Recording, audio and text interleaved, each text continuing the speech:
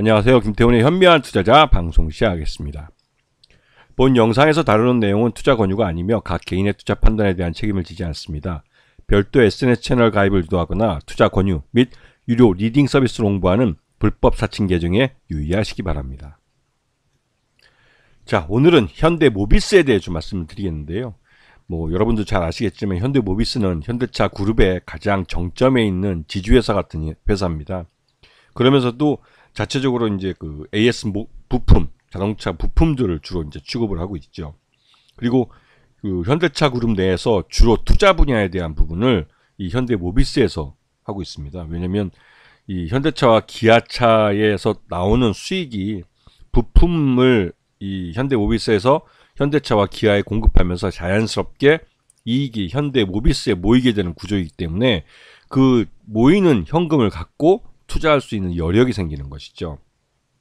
그래서 올해 보시게 되면 모듈과 부품 제조, 여기서 이제 부품에서만 79.3%의 매출이 상반기에 발생을 했고 AS용 부품에서 한 20% 정도 매출이 발생을 했습니다. 그래서 올해 상반기 실적을 놓고 보면 전체적으로 이 전기차 분야에 대한 이 캐즘 현상 때문에 전기차 생산량 자체를 많이 줄였습니다. 그러면서 이제 전체적으로 이 완성차 생산이 감소하는 그런 결과를 가져왔는데요. 이러면서 이제 부품에 대한 수요가 좀 소폭이로만 줄어들어서 전체적으로 좀 어렵지 않았을까 생각되었지만 그 지난해보다 이 인플레이션에 대한 우려가 많이 낮아지고 해서 부품에 대한 비용 부분이 많이 상당히 낮아졌습니다. 그러면서 영업이익이 더 늘어나는 효과를 누리고 있죠. 그리고 이제 보시게 되면 전체적으로 그 연결 손익계산서를 보시게 되면 지난해 30조 원 정도의 매출을 했지만 이번에는 28조 원 매출 그 규모가 생산량이 줄어든 것만큼 줄어든 모습입니다. 하지만 매출 원가가 지난해보다 줄어들면서 이 매출 총이익은 늘어나는 모습을 보였죠. 그리고 판관비 자체도 좀 늘긴 했지만 영업이익은 전년보다 더 늘어나는 모습을 보였습니다.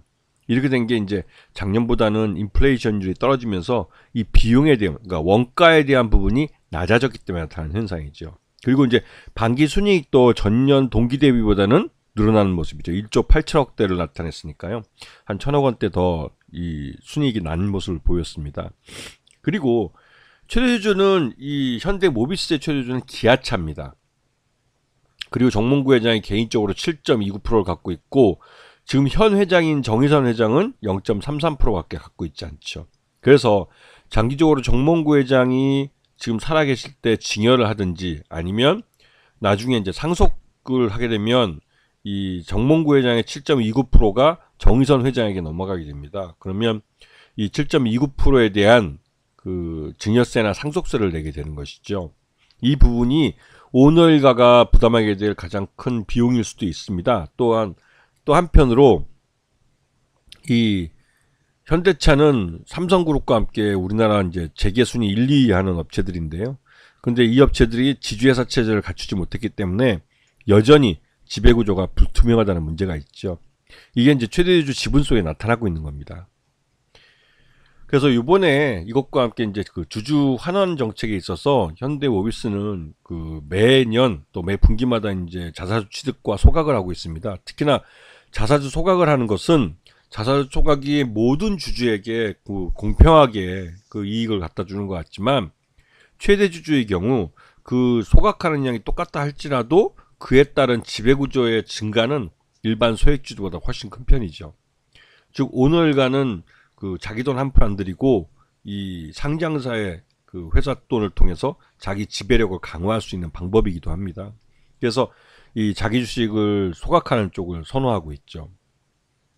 자, 그리고 현대모비스는 아까 말씀드렸지만 이 현대차 그룹 내에서 투자를 담당한다고 그랬습니다. 그래서 나중에 이 투자 담당하는 사업 부분을 떨어뜨려서 이 부분을 지주회사로 만들고 이 자동차 부품을 하고 있는 이 부품 사업부를 일부 분할을 해서 다른 그 계열사에게 그 갖다 붙이는 쪽으로 해서 이 지배구조 개선이 일어날 가능성이 높은 것이죠.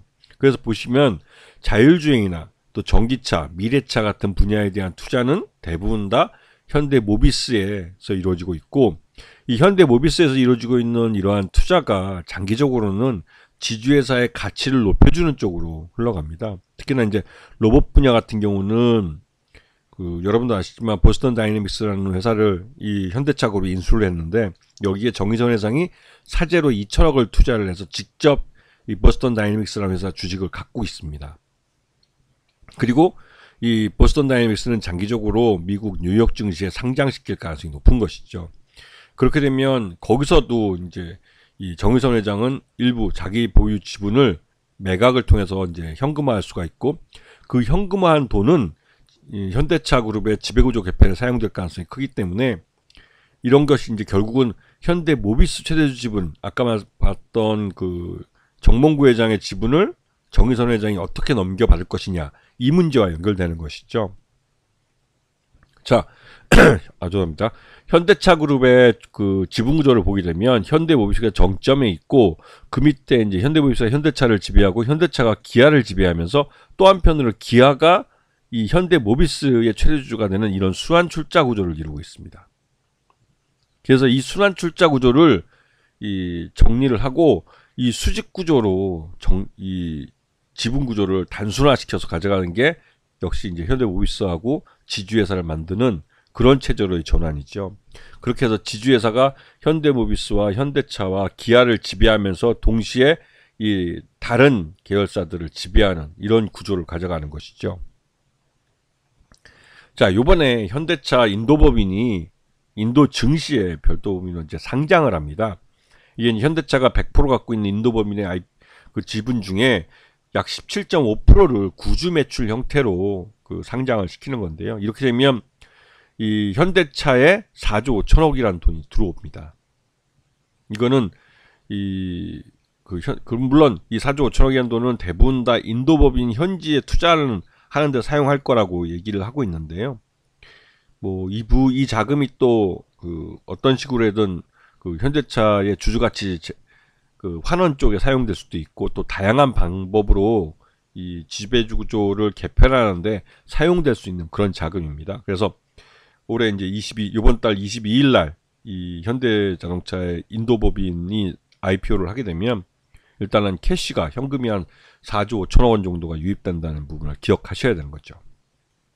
그래서 현대모비스는 현대차의 최대주주로서 이런 이 현대차 인도법인의 상장에 따른 현대차가 4조 5천억이라는 현금이 유입되는 것에 대해서 수혜를 받습니다. 그래서 최근 들어서 기관 투자가들도 매수로 돌아섰고, 외국인 투자가들도 최근 들어서 꾸준히 사들이고 있는 모습을 볼 수가 있는 것이죠. 그래서 이런 그 현대모비스는 2분기 실적을 기준으로 봤을 때도 약 한 40만 원 정도가 적정 주가이지만, 아까 말씀드렸던 그 지배구조 자체가 불투명한 점이 있기 때문에 이런 부분이 이 주가의 할인 요인으로 작용을 하고 있죠. 그래서 현대모비스 같은 경우는 이 인도법인, 현대차의 인도법인이 인도 증시에 상장하는 게 하나의 호재가 되면서, 또 한편으로도 이 지배구조의 불확실성, 그리고 또 정몽구 회장이 연로한 나이라는 점, 연세라는 점이, 이런 불확실성이 결국은 주가의 발목을 잡는 요인으로 사용되고 있는 것이죠. 그래서 현대모비스 주가는 적정한 내재 가치를 반영하고 있다고 보기는 어렵습니다. 그래서 항상 이 현대모비스가 저평가되어 있는 게 오너 일가의 이 지배력 강화 때문에 그렇다라고 외국인 투자가들은 불만을 드러내고 있죠. 그렇기 때문에 현대모비스는 언제든지 맘만 먹으면 이 말 그대로 이제 지배구조 개편에 대한 불확실성만 제거시켜주면 지금보다 훨씬 더 높은 가격에 거래돼야 될 그런 종목이라는 겁니다. 그래서 그런 부분들을 참 주의 깊게 봐주셔야 되는 것이죠. 아시겠죠? 자, 오늘 방송 여기서 마치겠습니다. 감사합니다.